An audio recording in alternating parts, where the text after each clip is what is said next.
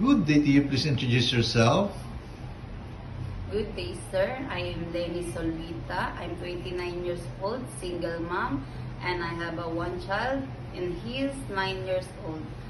I have a brother, and I'm a second child of the family. I am from Rojas, Isabela, Philippines, and I am high school graduate. Okay. Can you tell me your work experience? I have experience as an ex-abroad in Qatar for a finished contract 2 years, and I served a couple and 2 children, the age of 4 years old and 6 years old. My main work there is cleaning, ironing, and taking care of the children. Okay. In your previous employer, how would you take care of the children, especially when sick?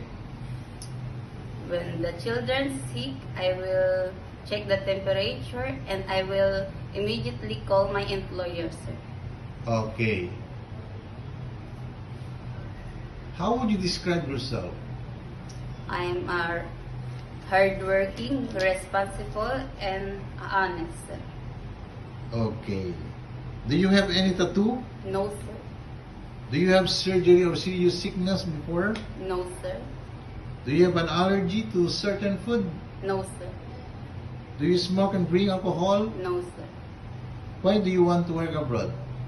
I want to work abroad, sir, to give a better future to my family.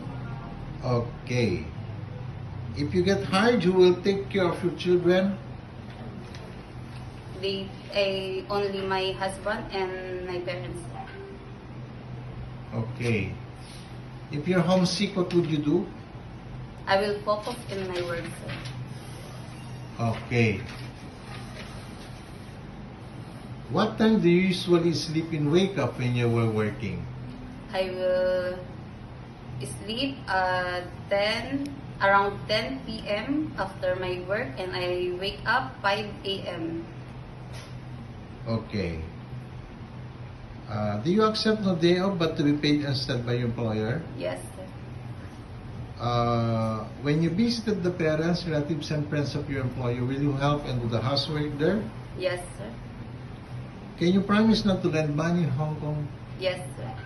Are you scared of dogs and cats? No, sir. Are you willing to share a room with kids? Yes, sir. Do you promise not to use cell phone during working hours? Yes, sir. Do you promise to finish your contract? Yes, sir. And I will extend if necessary. Can you cook Chinese food? No, sir, but willing to learn. Okay. Can you sing a nursery song? The wheels on the bus, they're round and round, round and round, round and round. The wheels on the bus, they're round and round, all through the town. What is your message to your future employer? Good day to my future employer. Ma'am, sir, please select me as your worker in your family. I'm a hardworking, honest, and responsible. I promise to finish my contract and I serve your family in all my best. Thank you.